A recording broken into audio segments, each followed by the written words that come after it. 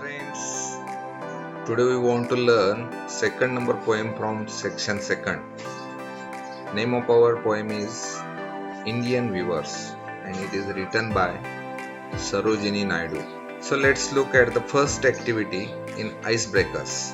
Artisans are also called the craftsmen. They are creators of diverse goods and use their hands to create unique, functional and also decorative items using traditional techniques. Now complete the web given below. Different types of artisans, वेगवेगळ्या प्रकारचे कारागीर. First is goldsmith, second is weaver. Weaver म्हणजे विणकर, goldsmith म्हणजे सोनार काम करणारा, blacksmith लोहार, पॉटर कुंभार, प्रिंटर रंगारी किंवा रंगवणारा, पेंटर म्हणतोय आपण त्याला. त्यानंतर स्कल्प्टर जो छन्नी हातोडा ह्याच्या सहाय्यानं मूर्ती निर्माण करणारा मूर्तिकार, आणि ज्वेलर म्हणजे दागिने घडवणारा. असे वेगवेगळे आपल्याला आर्टिसन्स माहित आहेत. Now let's look at the second activity in ice breakers. Discuss the reasons, occasions when we need. म्हणजे अशा लोकांची गरज केव्हा असते, आपल्याला कोणत्या प्रसंगाला ह्या आर्टिसनची गरज असते. फॉर एक्झाम्पल वुलन क्लोथ्स केव्हा वापरतो आपण, woollen clothes visiting to a hill station. Casual clothes केव्हा घालतोय आपण, म्हणजे सामान्य कपडे, college, shopping. Rich silk clothes आपण उंची रेशीमचे कपडे केव्हा घालतो, मॅरेज किंवा पार्टी. कलरफुल कम्फर्टेबल क्लोथ्स केव्हा घालतो आपण, पिकनिक, समर आउटिंग्सला आपण जात असेल त्यावेळेला. ओके, आता एक शब्द, एका वाक्यासाठी एक शब्द सांगायचा. जसं की आपल्याला वन हू व्ह्यूज, जो कपडे विणतो त्याला काय म्हणतो आपण, विवर. आणि वन हू सिंग्स, जो गाणं म्हणतो त्याला आपण काय म्हणतो, सिंगर. वन हू टीचेस, जे शिकवतो त्याला काय म्हणतो आपण, teacher. One who plays game, जो खेळ खेळतो त्याला आपण काय म्हणतो, प्लेयर. वन हू डान्सेस, जो डान्स करतो त्याला काय म्हणतो आपण, डान्सर. आणि वन हू कुक्स, जो जेवण बनवतो त्याला आपण काय म्हणतो, कुक.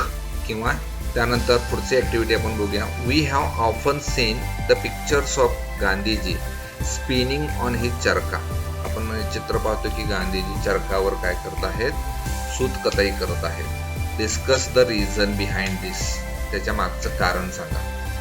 तर to give rural people an opportunity to earn their livelihood, हे कारण असणार आहे की ग्रामीण भागातल्या लोकांना त्यांचं दैनंदिन रोजीरोटी निर्माण करण्यासाठी, लोकलचं प्रॉडक्ट तयार करण्यासाठी प्रोत्साहन दिलं असेल. टू पॉप्युलराइज इंडियन हँडलूम, किंवा भारतीय जे हातमाग आहेत त्याला प्रसिद्धी देण्यासाठी गांधीजीने ते केलं असणार आहे.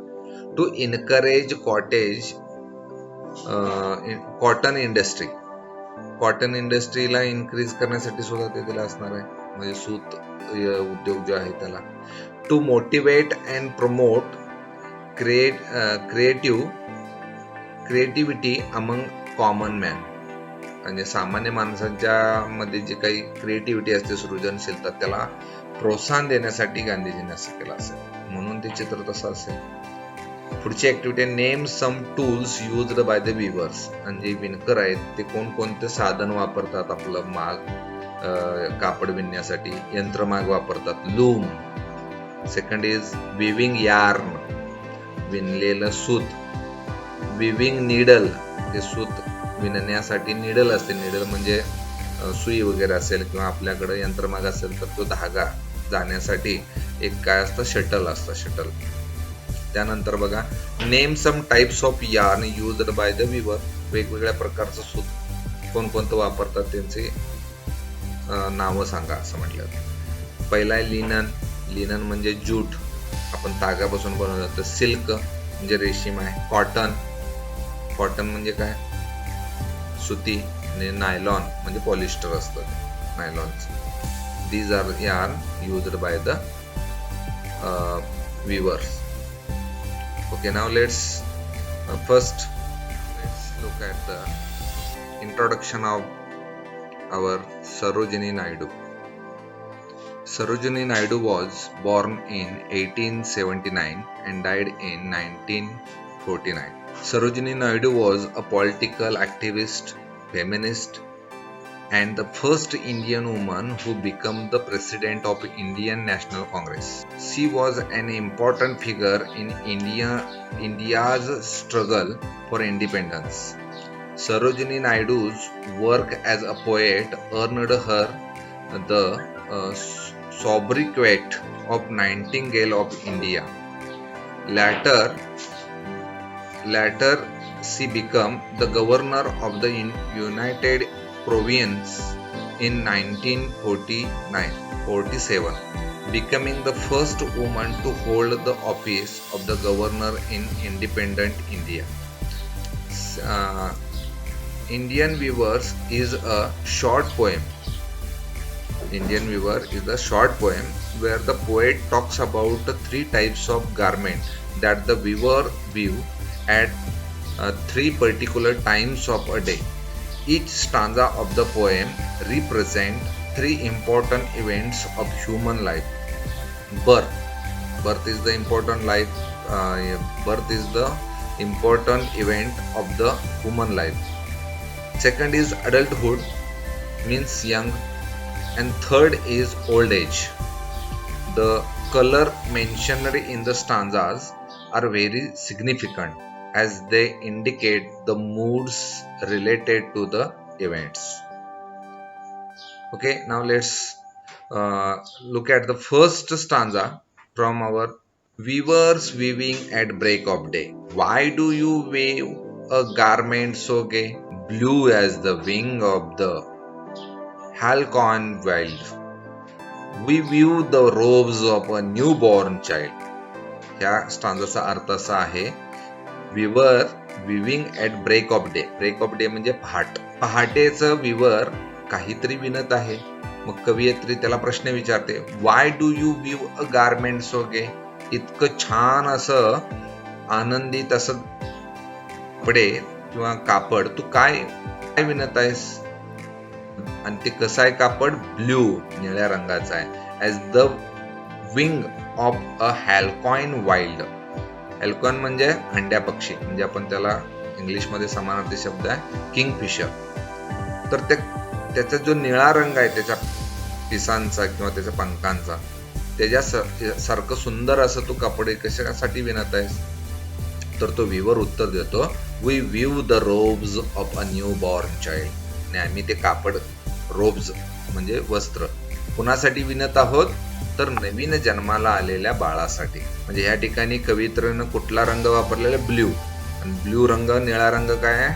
म्हणजे प्रगतीचं प्रतीक आहे, आनंदाचं प्रतीक आहे. दुसऱ्या स्टांजामध्ये कवित्री काय म्हणते?